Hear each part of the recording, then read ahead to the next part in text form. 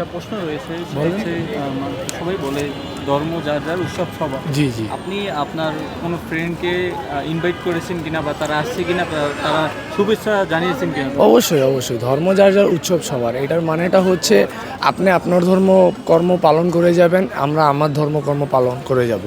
But এই যে উৎসবের একটা আনন্দ, আনন্দ তো স্পেসিফিকলি আপনার বা আমার না, আনন্দ হচ্ছে সবার, সবারই মন আছে, সবারই আনন্দ ফুর্তি করার ইচ্ছা থাকে। তো সবাইকে সেই রকমভাবে আনন্দ ফুর্তি করার জন্য এই কথাটা বলা যে ধর্ম যার যার উৎসব সবার। আমার অনেক ফ্রেন্ডরা ঈদে আমাকে ইনভাইট করে, ইভেন কি আমি নিজেও তাদেরকে এই শারদীয় দুর্গা পূজায় আমি আমার বাসায় দাওয়াত করছি, ইনভাইট করছি, আর ঘোরাফেরা করলাম, অনেকই এনজয় করলাম আমরা। তারা কি আসছে আপনার? হ্যাঁ আমরা ঘুরছি, আমরা মোটামুটি ঘুরছি, অনেক আপনার এনজয় friend রা করলাম। যখন ঈদের দাওয়াত দেয় তখন আপনি হ্যাঁ তাদের বাসায় যাই, মানে কোরবানি ঈদ বলেন বা রোজার ঈদ বলেন, ইভেন কি আমরা অনেক সময় দেখা যায় যে তারা ইফতারিতেও দাওয়াত দেয় আমাদের, আমরা যাই সেরকম এনজয় করি।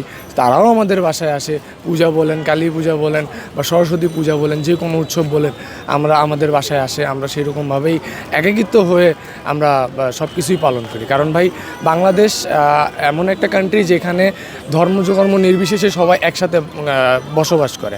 তো আমরা সেরকমই করে নিজেদের মধ্যে একে অপরকে আপন করে আমরা নিজেরা সবাই একসাথে আর কি আনন্দ ফুর্তি বসবাস করি।